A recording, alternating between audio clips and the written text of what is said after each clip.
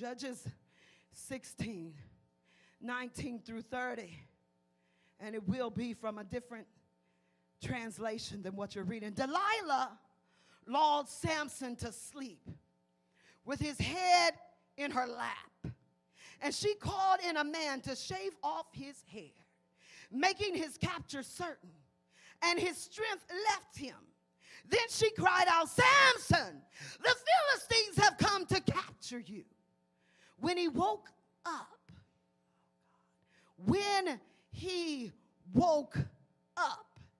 he thought, I will do as before and shake myself free. But he didn't realize the Lord had left him. Lord, shake me, wake me. Please don't let me sleep too late.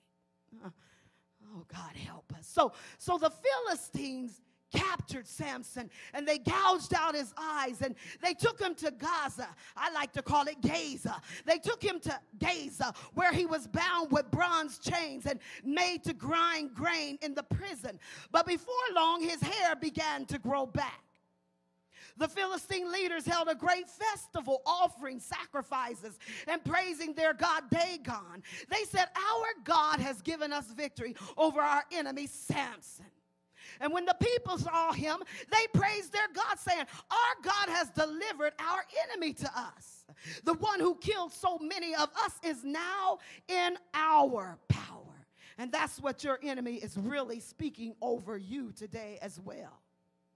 Half drunk by now, the people demanded, bring out Samson so he can perform for us. So he was brought from the prison and made to stand in the center of the temple between the two pillars supporting the roof. And that's just what your enemy wants to do. He wants to put you on Front Street with foolishness. Samson said to the lad who was leading him by the hand, place my hands against the two pillars. I want to rest against them. The temple was completely filled with people. All the Philistine leaders were there, and there were about 3,000 on the roof who were watching Samson and making fun of him. Then Samson prayed. To the Lord. Sovereign Lord, remember me again, oh God. Please strengthen me one more time so that I may pay back the Philistines for the loss of my eyes.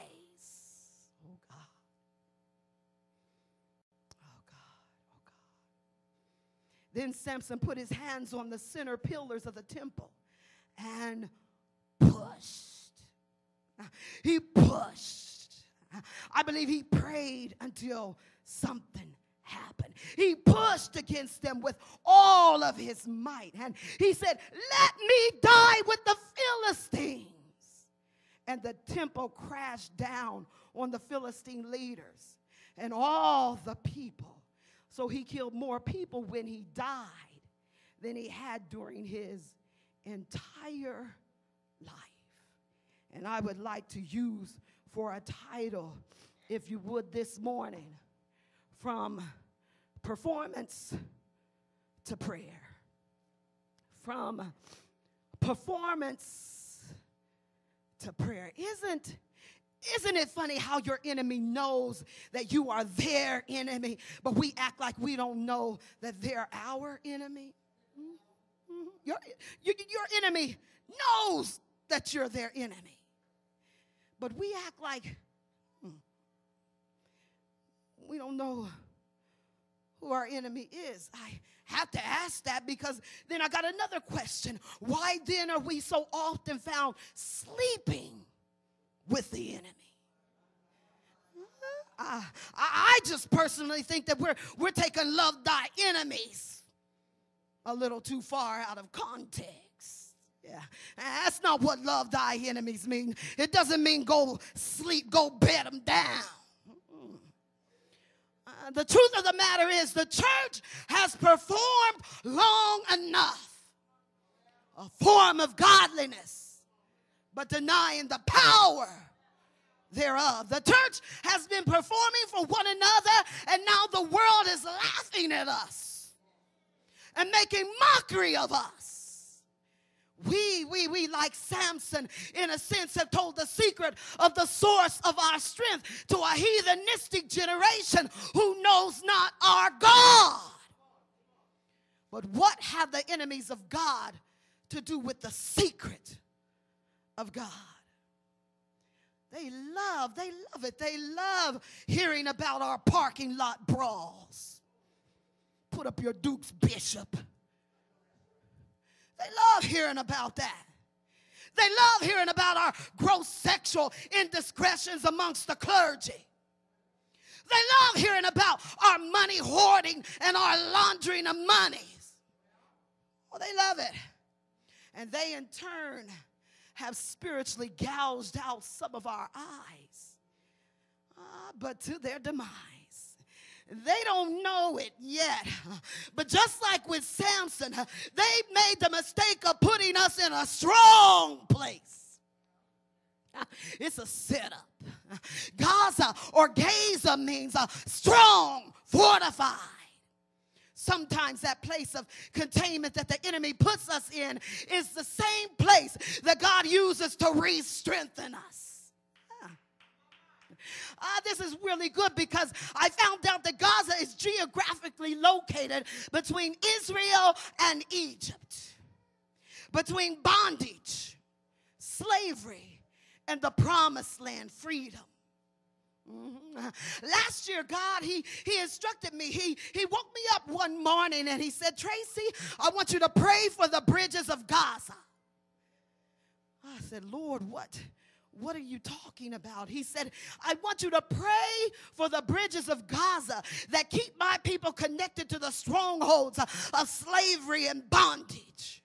Pray that they be destroyed like the very levees of New Orleans. He said the bridges of Gaza represents those fortified strongholds that are in our minds, that keep us entangled, that keep us limited, that keeps us connected to that which has no fresh oil on it, that keeps us glorying in mere flesh and blocks us from hearing and obeying God.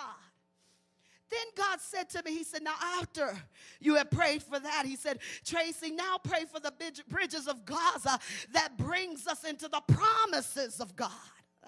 All that the bridges that keep us connected to God and his kingdom would reign strong in our lives, our homes, our churches, and our nations. And may they be built with stones and not mere bricks. God, I thank you. So in our word today, it says that they seized Samson and they gouged out his eyes.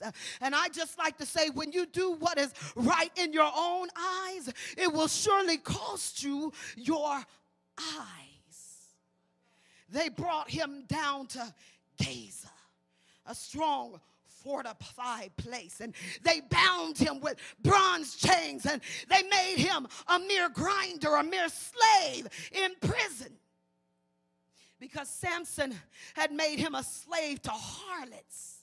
And now God suffers men to use him like a slave. God help us. I can see Samson grinding in his prison of confinement. But while he was grinding, his hair was growing. That's the sign of the covenant of a Nazarite, one who's been set apart for the service of the Lord.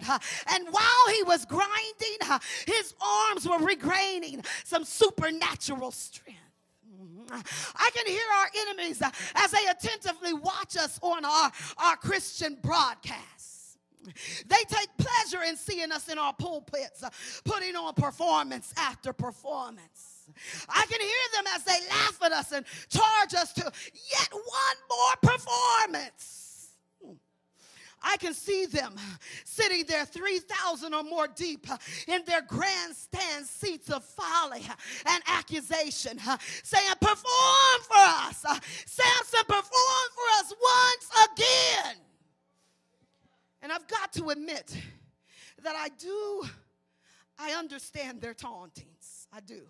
I mean, because sometimes God will allow us to still possess his supernatural power, his anointing, even when we know we ain't right.